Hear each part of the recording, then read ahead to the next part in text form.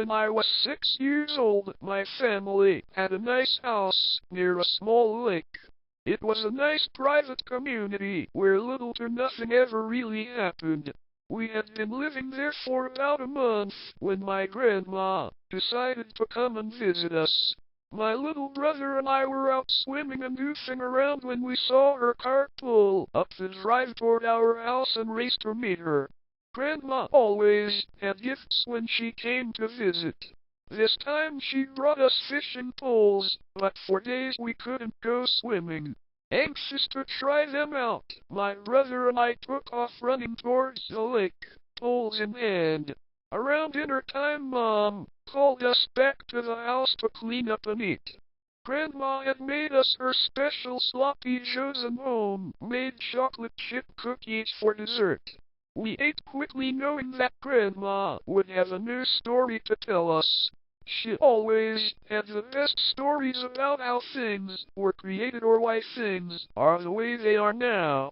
For example, she said the reason that a mosquito always buzzes in your ear is to ask if people are mad at them for biting, or the reason wolves howl at the moon is because the mother of all wolves lost a vet to a clever rabbit and was catapulted up there. Her stories usually made us all laugh until our sides hurt, especially when she would use the funny voices for the characters. This story was different though. There were no funny animal voices. There was no crazy theory of something coming to existence. This story was scary. Once upon a time, there was a little boy who lived on a tiny island in the middle of a lake. The boy loved to go swimming around his island and would spend hours out there.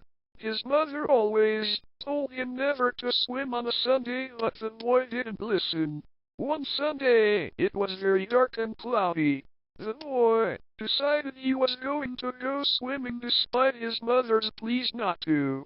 While he was swimming, a large fish came up and swallowed the boy whole. The boy and the fish were never seen again. You see, the fish had magical powers. It only appears when it's hungry, and only on Sundays. It is said that the fish is the devil's pet, but no one is sure. Once the fish digests its latest meal, it will come back and hunt once again. This could be a matter of weeks, months, or years. No one knows for sure. Needless to say, my brother and I were totally freaked out. We refused to go near the lake on Sundays for a long time, for fear of getting swallowed by some mutant devil fish thing. This made my mother happy, because Sunday was supposed to be family day. That was when everything went terribly wrong. You see, my dad smoked in the house a lot, especially when he was working on a home improvement project.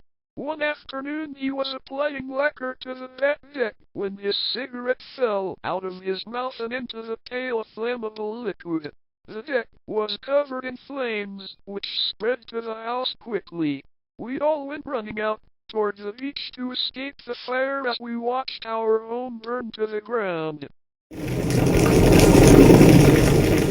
Noticing my shirt was on fire, I ran to the lake.